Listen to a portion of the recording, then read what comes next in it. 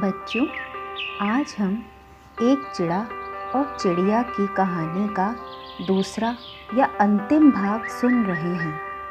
प्रथम भाग में हमने यहाँ तक सुना था कि चिड़िया चिड़े को कुएं से बाहर निकालने के लिए बिल्ली से मदद मांगती है। बिल्ली चिड़िया के मुंह से अपनी प्रशंसा सुनकर उसकी मदद करने को तैयार हो जाती है। चिड़िया को समझ आ जाता है कि बिल्ली में घमंड आ गया है। तब वह बिल्ली से कहती है कि देख मौसी, मेरा चिड़ा इस कुएं में गिर गया है, उसे बाहर निकालना है और मुझे पता है यह काम तेरे सिवा कोई नहीं कर सकता। तब बिल्ली कहती है, देख रही चिड़िया, एक बात कह देती हूँ, मैं चिड़े को तो कुएं से बाहर निकाल दूँगी, परंतु मेरी एक शर्त है, वह तुझे माननी होगी। चिड़िया कहती है, हाँ बोल, क्या शर्त है तेरी? तब बिल्ली कहती है कि बाहर लाकर इस चिड़े को मैं खा जाऊंगी। तब चिड़िया थोड़ा घबरा जाती है, फिर थोड़ा सोचती है, यदि आज चिड़े का मरना तय ही है तो कम से कम उसे बाहर तो निकलवा लूँ, वैसे भी पानी में पड़ा पड़ा ये मर ही जाएगा।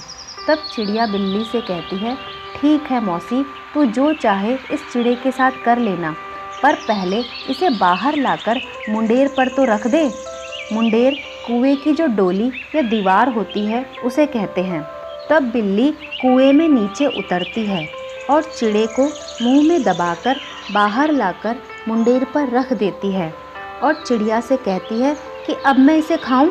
तो चिड़िया अपनी बुद्धि का उपयोग करते हुए कहती है, अरे मौसी देख, अभी तो ये कैसा गीला हो रहा है, तुझे इसका स्वाद ही नहीं आएगा, इसे थोड़ा सूख तो जाने दे। तब बिल्ली रुक जाती है। चिड़ा बाहर धूप में धीरे धीरे सूखने लगता है, उसका नीचे का शरीर थोड़ा हल्का होने लगता है। तब बिल्ली फिर कहती है, अब मैं इसे खाऊं? तब चिड़िया फिर से कहती है, अरे मौसी, इसके पंख देख, बिल्कुल गीले हैं, तू इसे सूखने दे, फिर आराम से खा जाना। ऐसे करते करते चिड़ा पूरी तरह से सूख जाता है और उसमें जान आ जाती है।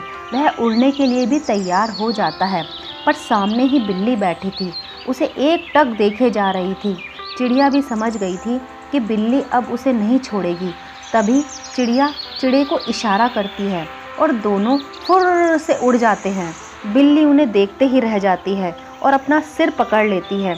उधर चिड़ा और चिड़िया आसमान में बहुत ऊंची उड़ान भरते हैं और वापस आकर अपने पेड़ पर बैठ जाते हैं और दोनों एक दूसरे को सही सलामत देखकर बहुत खुश होते हैं और उस समय चावल और मूंग खाकर अपना पेट भर लेते हैं, फिर हमेशा साथ साथ रहते हैं।